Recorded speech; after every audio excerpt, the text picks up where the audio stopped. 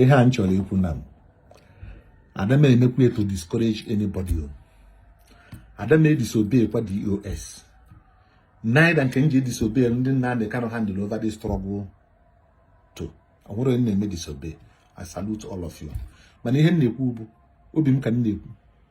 Behind on me about you, you will be here Biafra. I'm saying my mind now. The way things is, I don't like it. Lawyer Nnamdi Kanu. Onye ya kemgbe ya gwagidezi anyị na Nnamdi Kanu is well and healthy. Oje potosia is well and healthy. For how long? Kemgbe o ye end. Kemgbe akaka ya edi. Why na ada fu Nnamdi Kanu anyị ogene ka o mere? Professors niile ndị Igbo nwere ihe niile so no like ela etu esi we jichie Nnamdi Kanu. Gịnị ka o mere? Obugodu Saddam Hussein na-ejideli ndị America jideli try ya open. Mgbe emere arrest afọ ya anya unu egbuo na Nnamdi Kanu obunu unu egbugo egwa ya bi mi ozu dị ka ije nye last respect obunu unu ka bụ ozu ebunye na ka ije nye ka anyị unu emerigo ọkwa na okwu unu na-achọ ihe okwu nnepụta okwu unu na-achọ mana o nwere ihe nse ka mgba ndị DOS Nigerian government abụrụ ihe eji ugbe na ọkụkọ agbacha ntị. Igbo politicians abụrụ ndị eji cotton wool agbacha ntị. Chisel o ihe eji agbacha ha ntị. Itinye chisel hie. Ịchọ Monday hammer. Dua ọdanya n'etiti isi. Ọsịdị chelo. Kedu ihe ịchọ ka eme? Sit at home a nye nwa bụ chisel and Monday hammer. Amụrụ m ihe unu ji wee kansụl ọnya. Amarọ m. Mana sị mata na Nnamdi Kanu ebe ọbụla ọ nọ kịta ma ọ bụ na ọ ka dị ndụ. Nnamdi Kanu na ọnọdụ ka anya tụnyere egbe n'isi. Unu ewelezi na order from Nnamdi Kanu. Use ewelezi na order from him. Ejide gị bụ na ejide gị. Welu unu structure Nnamdi Kanu wee build IPOB. Move ahead. Lawyer apụtazira sị na Nnamdi Kanu sị na onye asị na onye asịrị onye asị. Ọ ha gosi anyị Nnamdi Kanu. Mụ nwee kwetara ekwere mụ respect m onye ọbụla. Mana ọkwa ifụrụ mụ nwa. Respect mụ nwee limit. Ekwere m si eweluzi n'okwu lawyer pụtasị na Nnamdi Kanu sị ọ na onye nke asị serapịa ka o rapụ Nnamdi Kanu ka okwu data okwu si egezina ntị unu gebe unu na asịza na lawyer sị lawyer ị na-enekwa anya ị na ọnọdụ ka na-amara ma akpụrụgo ya na nwunye akpụrụgo nwunye kpụrụ ụmụazị ya gwesị ya ji ekwu ihe dị etu ọ bụrụ okwuru agbagbuo ịmụ na amara na ọ dị possible no matter how strong ga-ede akpalụ ga aka na nwanne nwere ihe ya na-akọfọ ife ilo no hard man ka igbe epepụ go ofu aka tupu ya na-ewere fọ na-ebecha gị ofu aka ikwusisie datin ha chọ ka ha nụ ọnụ na amarọ ka ihe unu na-ekwukwana ihe a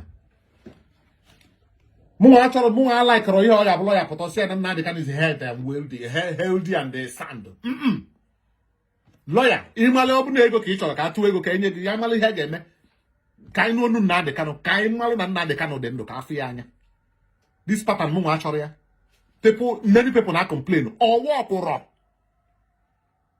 ndị DOS unu mali kedu ihe a ga-emezi now ebe Nnamdi Kanu nọ ka ihe a ga-eme ebe ọ nọ how do we help him? Nnamdi Kanu help go millions of people na ejide go how are we going to help him? Anyị fodu aka etu achelu ndị Igbo politicians Anambra election ha mecha election nwoke mmadụ anọrụ dị anaghị rọs ma ọ bụ na ọ ka dị ndụ anyị na-agụkwa ha nọ mmadụ ka anyị na ha na-anụ ọgụ ahụ mata na ndị politician ahụ na-ene anyị n'ọkwa etu esi wee mụọ m ka esi mụọ nyanwa despite not the opportune wee nọdụ na that higher position ọnọdụ ya o buru isi na-abụ wepụta ụwa anyị Igbo anyị niile nwunye asị na ọka ekebie ekena ka apụta ka ekede anyị Igbo tụkebie mmeketa oke na onye Igbo ka nwụ nwa afọ ezigbote nwa afọ na mabụrụ awụrọ m fake Igbo original one ya ebe Igbo si bido onye mbụ so mmadụ abịa na were ihe politiks na iyi mmadụ ụjọ ọ bụrụ na egbuo Nnamdi Kanu bụ ihe na ya ozu ka anyị malụ anyị bụrụ ozu eje nne ya lawyer ọ bụrụ ma obi m ijefu Nnamdi Kanu ịfụcha ya paaki akpa gị na bana ya dị ịmala underground mathematics ị na-eme fine ihe anyị na-apụta na asị ya is well and sound amụwa many people achọrọ ya nna ịfụcha ya si bịa na ya adịghị ka anyị malụ bọsụ unu kwado na ya afọ unu eme afọ Nnamdi Kanu nke bụ nke apụtasị is well and sound finally nwanne nke ihe akpọrọ Kanu nta afọ kwa ngị many people afọ gị wee banye Biafra. I believe na ọ bụrụ na gị bụ Kanu nta bụ Nnamdi Kanu. I believe na by now na ka nalugolu billions of naira wala onwe gị. Ịghọtalụ chana akụkụ Kanu nta ọkwa gị nwa a na-anụkwa kepu na Nnamdi Kanu nọ na Kenya. Ni nwere idea na ejidelie iwelu phone ye na tweet iwelu phone ye na post ihe ka plan gị nna ị na-alụgo ego Kanu nta ile na nwanne gị many people afro kwa gị banye struggle out pack kwa one side nodo ofu ebe kedu ihe Nnamdi Kanu mere unu so si ihe okwuru bụ ka ọ dịrị nwoke mma dịrị nwaanyị mma ndị ụkwụ na-adịrọ ka enwe ọkụ ụzọ ka enwe ụzọ mmiri ka enwe mmiri ọsọkwa ka ya bụrụ prezidenti ọsọkwa ka ọ bụrụ gọvanọ n'onu dozielu ndị mmadụ ihe ka ndụ fọrọ ndị mmadụ ọ gwụchakwa ihe nwa mmadụ mere nwaanyị na ya ekunye ọtọ n'ọrụ Nnamdi Kanu ọgwụ kama ụwa emebie kama ụwa ọkwefere ụwa ya ka ụwa sịcha nwoke nwere udo obi a wee na-anụrụ mgbe ego ole ekwegoro Nnamdi Kanu na nkwa ọjụ makwa na onye a bụ Jizọs anyị fụrụ anya o nwere emenwulie n'ala Igbo kedu onye dị ha ga-emenwulie mgbe ego na-ekwelu Nnamdi Kanu na nkwa ọjụ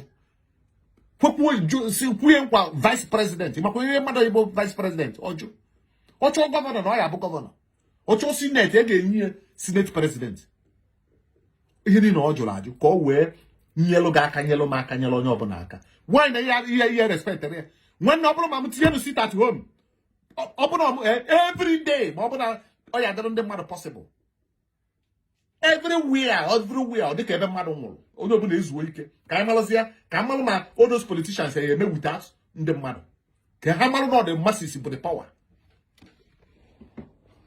DOS malụ na ihe unu ya eme because anyị efodoro aka etu anọdụ si mara ihe a ga-eme help Nnamdi Kanu si ewelezi na order from Nnamdi Kanu onye nwere ya enwe ike bụ na atụdoli egbe n'isi is possible lawyer ji apụta akpụrụ lawyer na family ya tụdo ha egbe somewhere a na-agwa ihe ọ na-eme ịmara na ndị Naijiria ga-eme nwe ọrụ terrorist country ka ọ bụ now finally Afghanistan enwerego onwe ha na ndị terrorist ya niile nọ n'obodo ya shift na half of them to Nigeria unu na-akwadokwe ọ ya dịkwa egwu ndị politicians ọ bụrụ nwoke agụgụ unu na-akọ nkago finally gwa na anyị ebe a nọ mosque dị m nso ka njeri aje mee baptizim ka nzara Musa maọbụ Abubakar ma Buhari ọ karụ mmadụ m na-eji mmadụ egbusisi ndị mmadụ ọ bụ na akọ nkago finally na unu chọzi ka islamization a na unu ekwetago gwanụ ndị mmadụ onye ọ dị mma ọ kweta onye na-adọrọ mma obulu akpa ya pụba n'oge maka na ihe na-aga na mụnwa aghọtara mana ka anyị na-agagodu ka anyị malebe ya bụ ihe ga-ebi Nnamdi Kanu kwedu Nnamdi Kanu ka afọ ya anya Saddam Hussein afọrọ ya anya atara ya open even Osama bin Laden bụsị egburu ya afọrọ ozu ya anya onye kwekwana ahụ as long as na ịfụrụ Nnamdi Kanu n'anya as long as na ịma na ihe Nnamdi Kanu na-eme no the right thing ka ọ na-eme kwụnye ọtọ ọ bụrụ okwu ị na-ekwu ọ bụrụ sọsọ Facebook ka anyị na-ekwu n'okwu n'olukwa ananụ